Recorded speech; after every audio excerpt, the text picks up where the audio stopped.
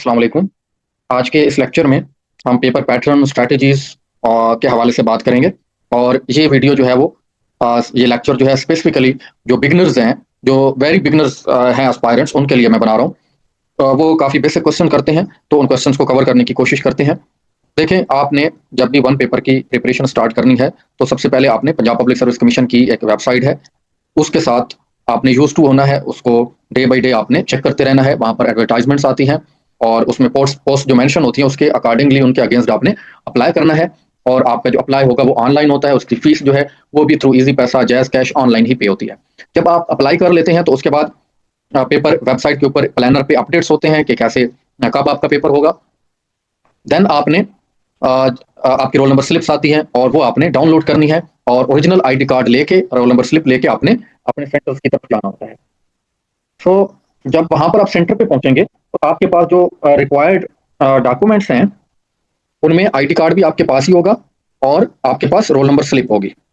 Then आपने क्या करना है, सेंटर पर पहुंचते ही आपके पास जितने भी इलेक्ट्रॉनिक गैजेट्स होते हैं, हैंड फोन है या आपके पास मोबाइल फ़ोन है या और भी कोई डिजिटल वॉच हैं आपके पास, तो वो ले ली जाती हैं। और वहाँ पर जो है काउंटर बना होता है, आपने वो उनको दे देने हैं। देन आप जब सेंटर में इन होते हैं तो कोशिश करें कि टाइमली जाएं। आप आधा घंटा पहले अपनी सीट पे जाके पहुंच जाएं और वहाँ पर आपकी अटेंडेंस होगी, आपको बबल शीट दे दी जाएगी और जो बेसिक्स उनकी रिक्वायरमेंट्स हैं वो पूरी करते हैं। और इतने में आप जो है वहाँ रूम का जो इन्वायरमेंट है उसके साथ यूज टू भी हो जाते हैं। तो वहाँ पर आपको जो ज़रूरत होती है चीज़ें, उसके लिए जी तो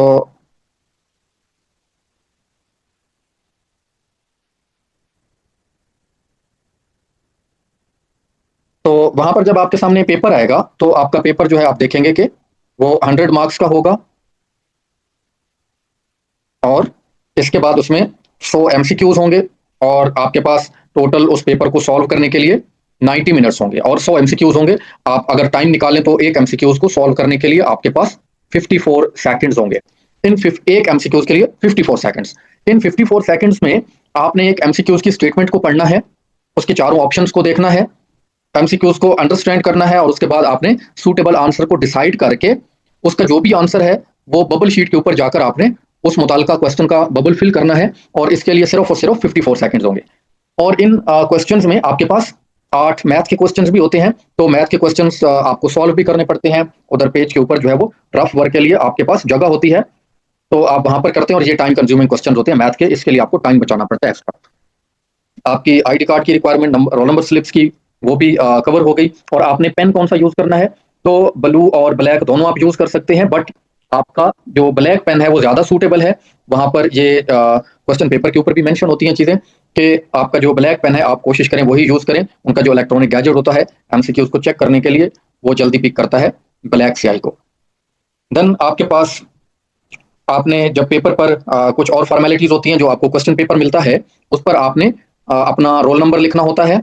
और इसके अलावा जो है आपने सिग्नेचर्स करने होते हैं, सिग्नेचर्स और अपना रोल नंबर जो है वो आपने क्वेश्चन पेपर पर लिखना है। और आपकी जो बबल शीट है, बबल शीट के ऊपर आपने अपने सिग्नेचर्स करने होते हैं। और इसके अलावा आपने पेपर कोड, जो कि क्वेश्चन पेपर के ऊपर होता है, वही A B C या D बिल्कुल टॉप पर लिखा होता है, तो पेपर कोड आपने वो वाला जो है इधर बबल शीट पर मेंशन करना है और उसके सर्कल को भी फिल करना है।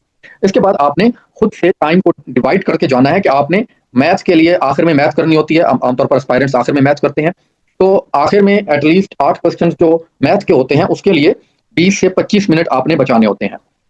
तो टाइम डिवीजन जो है उसका आपने खास तौर पे ख्याल करना है।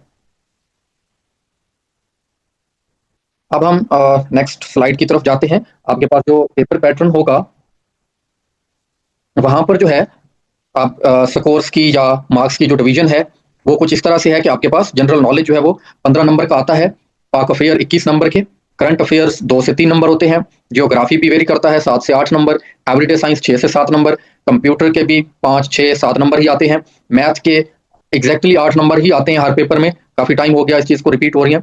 इंग्लिश भी same as it is 16 number ही हर दफा ही आ रही है, उर्दू 10 नंबर कंफर्म है, इस्लामियात भी 9 से 10 नंबर की वेरी करती रहती है।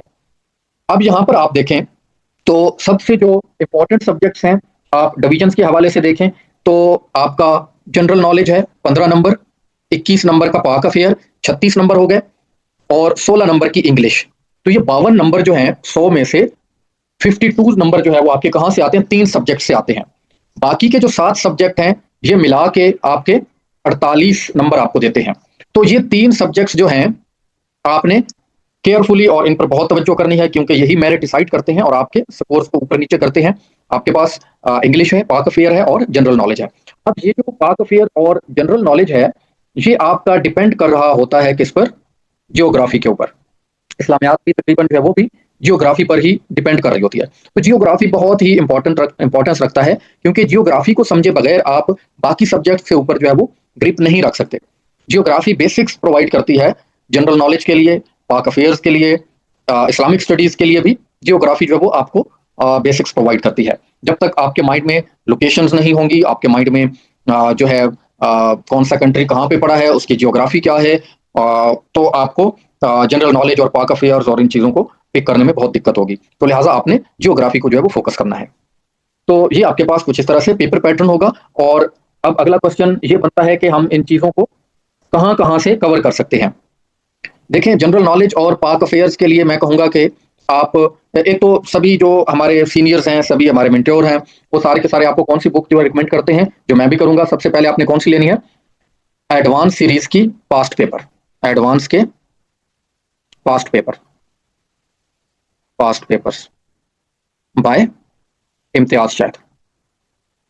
हाँ, ये क्वेश्चन बनता है। अक्सर स्टूडेंट्स पूछते हैं कि हमें न्यू एडिशन लेना चाहिए या हमें दोनों एडिशन से पढ़ना चाहिए। देखिए, कोशिश करें कि आप वॉल्यूम 2 जो है वो तो हर तरह से आपने कवर करना होता है, लेकिन अगर आपके पास आपने लंबे अरसे तक चीज़ों को कवर करना है और बेहतर परफॉर्म करना है, तो आपको दोनों वॉल्यूम जो है, वॉल्यूम 1 भी और वॉल्यूम 2 दोनों जो है वो कवर करने चाहिए।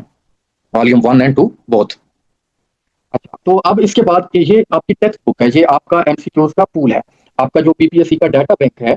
आपको पता है कि हम जो भी पेपर देते हैं वो पेपर और क्वेश्चन पेपर और बबल शीट वापस जो है सेंटर वाले ले लेते हैं, लेकिन हम स्टूडेंट्स एस्पायरेंट्स क्या करते हैं? उन एमसीक्यूज को याद करते हैं और अपने पास लिख लेते हैं और ये बुक की सूरत में बाहर आ जाते हैं। तो वो जो बुक है वो आपको इम्तियाज शाहिद एडवांस सीरीज की बुक की सूरत में मिलेगी। बेसिकली ये वो एमसीक्यूज बैंक है जहां पर वो पेपर सेटर जहां से पेपर बना रहा है।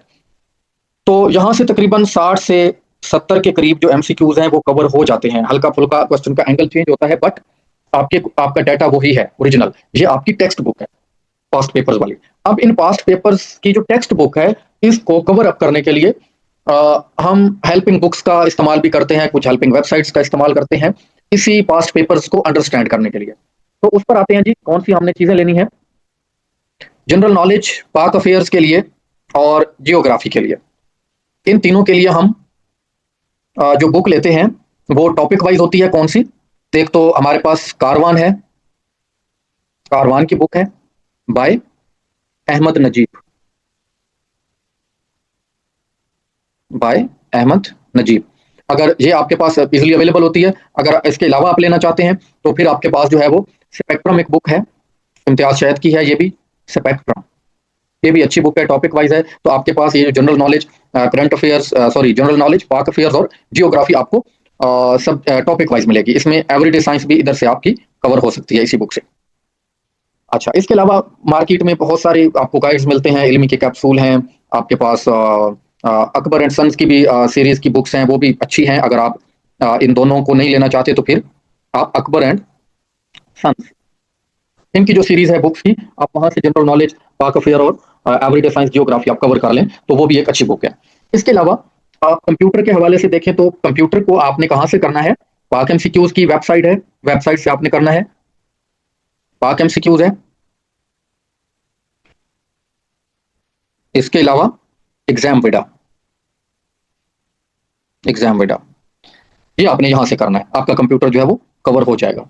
इसके अलावा मैथमेटिक्स जो है ये अपने पास्ट पेपर्स वाली एनफ है। वैसे अपनी क्वेश्चंस को अपनी आप जो टॉपिक्स हैं उनको तरतीब देना चाहते हैं तो टॉपिक वाइज आपने करना है मैथ को, तो फिर आप एग्जाम विडा वेबसाइट से जो है वो आप मैथ कर सकते हैं।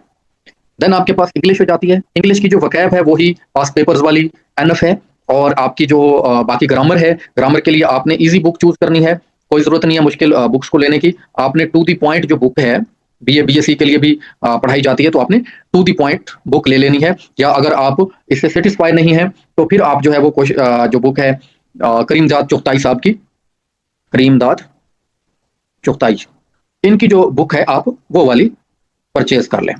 ये एक अच्छी बुक है। इसके अलावा आप यूट्यूब चैनल्स पर कुछ चैनल्स हैं, वहाँ से आप रानी मैडम है इंडिया से, आप वहाँ से फॉलो कर सकते हैं।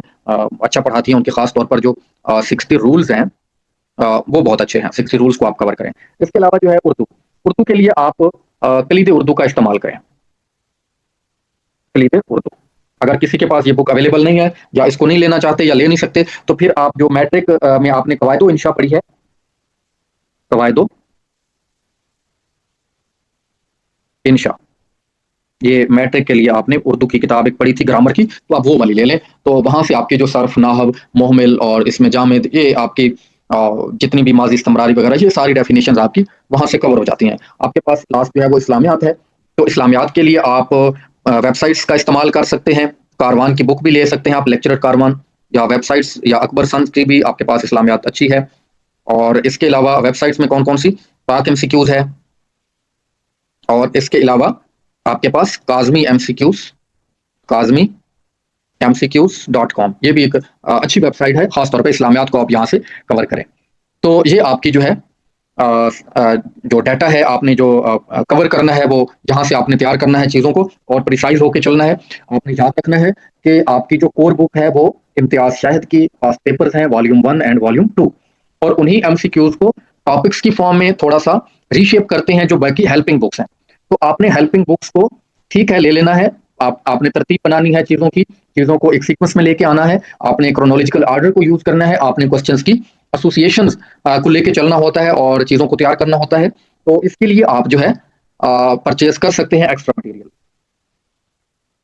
तो आगे बढ़ते हैं जी। नेक्स्ट हमारे पास ये है कुछ सजेशंस हैं कि आपने जो डाटा जो आपने कलेक्ट करना है वो बहुत ही प्रिसाइज होना चाहिए। जैसा कि मैंने आपको चीज़ें बताई हैं, टू द पॉइंट इंग्लिश के लिए, कलीद उर्दू उर्दू के लिए, और इसी तरह से बाकी आपने कुछ टॉपिक वाइज चीज़ें ले लेनी है।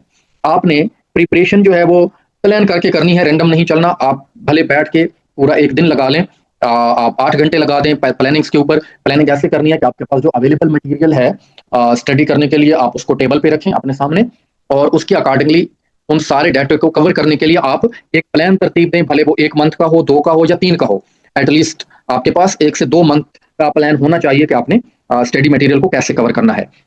इसके बाद आपने डेली बेसिस पर, फिर जब आप मंथली प्लान बनाएंगे, तो उसी प्लान को आपने फिर डिवाइड करना है पीसेस में। आपने वीकली भी टारगेट सेट करने हैं और फिर डेली बेसिस पर भी टारगेट सेट करने हैं। और डेली कितना पढ़ना है, एटलीस्ट 4 से 5 घंटे आपको पढ़ना चाहिए। अगर आप जॉब कर रहे हैं तो 3 से 4 घंटे तो लाजमी है। अगर आप जॉब नहीं कर रहे, घर पे फ्री होते हैं, तो फिर आप 8 से 10 घंटे भी पढ़ सकते हैं और आप बहुत जल्दी चीज़ों को क्रैक कर सकते हैं। लिहाजा आपने एक प्रॉपर मंथ वाइज 2-3 महीने का प्लान बनाना है, फिर उसको वीकली बेसिस पर लेके आना है, और उसको फिर डेली बेसिस पर भी आपने डिवाइड करना है, और सारी की सारा एक टाइम टेबल, एक शेड्यूल जो है आपने स्केड्यूल जो है वो बनाना है, और उसके अकॉर्डिंगली आपने तैयारी करनी है। और उसमें इंपॉर्टेंट जो है वो ये 2 चीज़ें हैं, कंसिस्टेंसी और सेल्फ बिलीफ। आपने ब्रेक नहीं लगानी। आपने अगर डिसाइड किया हुआ है डेली बेसिस पर 4 घंटे, तो फिर डेली बेसिस पे 4 घंटे, उसमें कमी नहीं करनी आपने, छुट्टी नहीं करनी आपने, और जैसे तैसे करके आपने अपनी कंसिस्टेंसी जो है वो उसको बहाल रखना है, और अपने आप पे बिलीव रखना है कि आप ये कर सकते हैं और आप कर लेंगे। और आपने इस सारी प्रिपरेशन के साथ साथ एवेल्युएशन भी करनी है अपनी, टेस्ट देने हैं आपने।